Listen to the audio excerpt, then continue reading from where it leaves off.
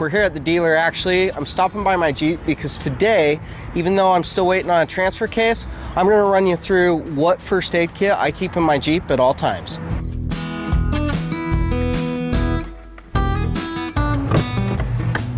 So I always keep a first aid kit just attached to the back of my driver's seat. So it just kind of buckles on there. I can unbuckle it, tear that off. We'll go ahead and I'll take this back home. We're gonna unpack it and I'll show you what I keep with me. Before we start walking through what I keep in my first aid kit, just a few quick shout outs. The first is if you haven't gotten first aid or CPR certified, that is a great way to better prepare yourself for emergencies out on the trail or just in your daily life. So check out what courses are available to you locally. The next call out I'll make is I am not a medical expert. I'm not a doctor and I'm not an EMT.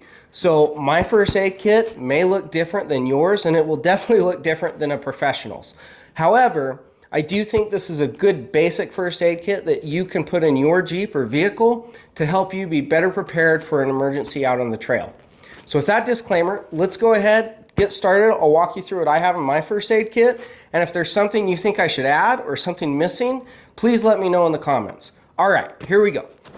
The first thing that I have on my first aid kit is a pair of trauma shears. Now, you saw that earlier in the video when I attached this to the receiving pad on the back of my driver's seat, I actually run the buckle through these shears so that they can't move, get loose, or pull out. So the only time that I can pull these out or that these could fall out is after I've accessed the first aid kit.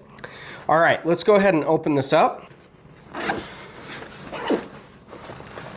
Now, I like this kit because it actually opens up into sort of 3 different compartments. A couple of loose items that I have just kind of stuffed in here is some gauze, a bandage wrap. I have some gauze tape, and then a wire splint. The next thing you'll see, and probably what I would say is arguably one of the most important things that you can keep in any emergency kit, is a tourniquet, along with a Sharpie. And anytime that you're applying a tourniquet, you need to make sure that you use a Sharpie or something to write down the time so that you know when the tourniquet was first applied. I think tourniquets are essential to any first aid kit, and that's why I keep one in my Jeep, but also at my house and in my hiking pack. I highly encourage you to consider getting a tourniquet and acquiring the knowledge of how to use one correctly. With that, let's look at the next item. I have an emergency whistle in here. I have some sterile gloves. This is called the emergency bandage. It's a trauma wound dressing. It has a good diagram here of how you actually apply it and use it. If you're not familiar with these, highly recommend that you look it up and train and learn how to use these. So next, I'm gonna rapid fire a few things that I have in here. I keep some antifungal cream, another little piece of gauze. I'm not gonna take this out, but I keep a safety pin in here. On this side of the kit, slide this over, I keep some bleed stop.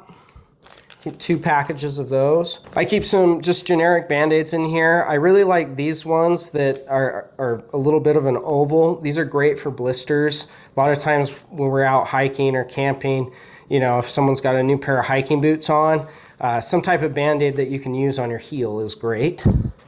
Just again, some generic BandAids.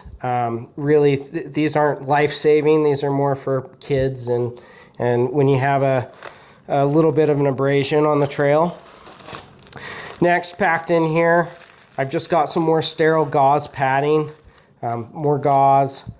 In here I have some more basically bleed stop there, and then a couple more gauze pads. And then these are great for if you have some type of laceration that maybe is going to require stitches.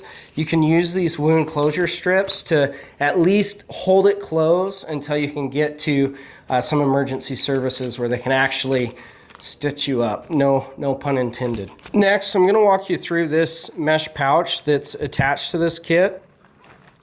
I keep all of my medicine and a few other things in here, so I'll walk through it pretty quick. To get started, Pepto-Bismol, you all know what that's for.